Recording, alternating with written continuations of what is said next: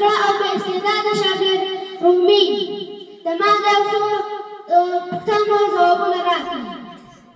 په لومړي سر کې که ځان خپلو حاضرینو ته معرفي کړي.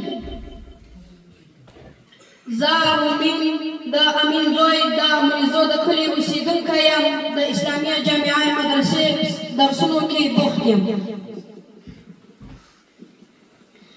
ګرانه رومین وروره، نن موږ غواړو چې په یوه ډېره مهمه موضوع باندې خبرې وکړو چې هغه د دوست انتخاب. لومړی راته ووایه ستا په نظر دوست څه شی دی؟ زما په نظر دوست هغه څوک دی چې انسان ورسره ناسته پاسته کوي او له هغه سره خبرې شریکوي او له هغه سره په ژوند کې وخت تېروي. ډېر ښه. آیا هر څوک د دوستي وړ دی؟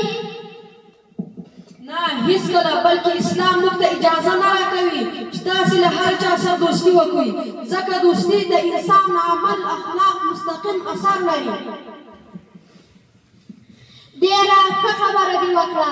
آیا د دې خبرې لپاره کوم دلیل هم شته؟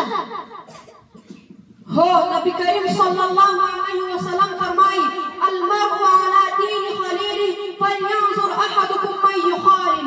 یعنی انسان د خپل دوست په دین او طریقه وي، نو هر یو دې وګوري چې د چا سره دوستي کوي. سبحان الله، دا خو ډېره سخته تنبیه ده. نو اوس راته دا ووایه چې ښه دوست څوک دی؟ ښه دوست هغه څوک دی چې تا د الله تعالی یاد ته رابولي او تا لمانځه او سبق او علم ته تشویق کړي او تا له ګناه څخه رامنع کړي او تا او ستا په ناموجودګي کې هم ستا خیر غواړي او دا ډول دوست انسان ته د جنت لاره هم اسانوي. ماشاءالله. اوس راته دا ووایه چې بد دوست څوک دی؟ بد دوست هغه څوک دی چې تا له لمانځه او سبق څخه غافله کړي او ستا وخت بې فایدې ضایع کړي او چې له وروڼو دې له دین او له مدرسې لرې کړي. آیا نبي کریم صلی الله علیه وسلم هم د ښه او بد دوست مثال ورکړی ده؟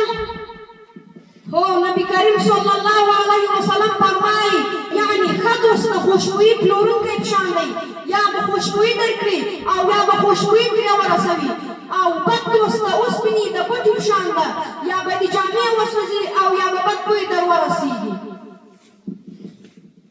ډېر ښکلی مثال ده رومین وروره.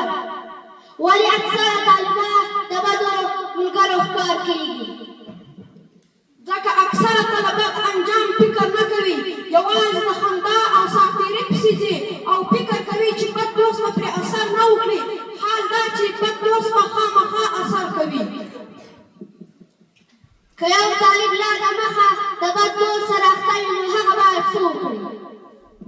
که د بد دوست سره اخته وي، سمدستي دې له بد مجلس ځان جلا کړي او د نیکو طلباو ملګرتیا دې اختیاره کړي او له مشر او له استاد او مشر بابا نه دې مشوره واخلي. ډېره مهمه پوښتنه، د دوستۍ معیار باید څه وي؟ د دوستي معیار باید دین، اخلاق، تقوا وي، نه مال او نه شهرت وي. الله تعالی سره ګډه دعا راسره وکړئ چې موږ او تاسو ته ښه دوستونه را په برخه کړي. د ټولو حاضرینو نه ډېره مننه چې موږ ته مې وخت راکړ. آمین یا رب العالمین.